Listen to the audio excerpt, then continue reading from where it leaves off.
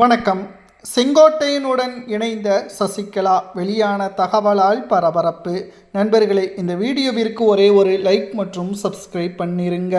சசிகலா அவர்கள் அதிமுகவில் எடப்பாடியே அங்கீகரிக்கப்பட்டு முதல்வராக பொறுப்பேற்க வைக்க சசிகலா அவர்கள் எடுத்த முயற்சி கூவத்தூரில் வெற்றியடைந்தது.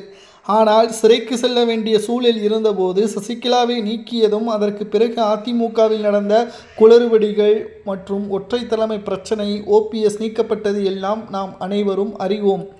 தற்பொழுது இருக்கக்கூடிய அரசியல் கள நிலவரத்தில் பல மாற்றங்களும் புதிய கட்சியை தொடங்கிய சசிகலா அவர்கள் தென் மாவட்டங்களை மட்டும் குறிவைத்து நடந்து முடிந்த சட்டசபை தேர்தலில் ராமதாஸ் ஐயா அவர்களுடன் கூட்டணி வைத்து போட்டியிட்டதும் குறிப்பிடத்தக்கது.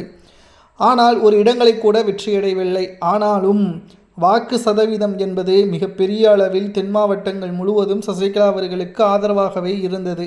இதனால் திமுக மற்றும் அதிமுக மிகப்பெரிய ஒரு தோல்வியை தழுவி தாவேகாவிற்கு சாதகமாக தென் மாவட்டங்களில் வெற்றியை பெறக்கூடிய வகையில் அமைந்துவிட்டது.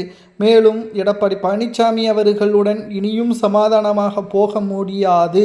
அதே சமயம் சசிகலா அவர்கள் அமைச்சராக பொறுப்பேற்க ஒரு அரசியல் களம் தற்பொழுது சூடுபிடித்துள்ளது.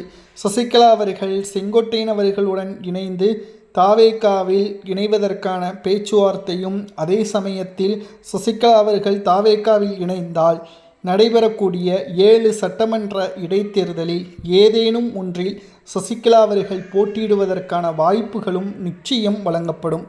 அந்த முயற்சியில் சசிகலா அவர்கள் போட்டியிடக்கூடிய தொகுதியிலும் வெற்றியடைவதும் உறுதியாக வெல்லக்கூடிய சாத்தியக்கூறுகளும் இருக்கிறது.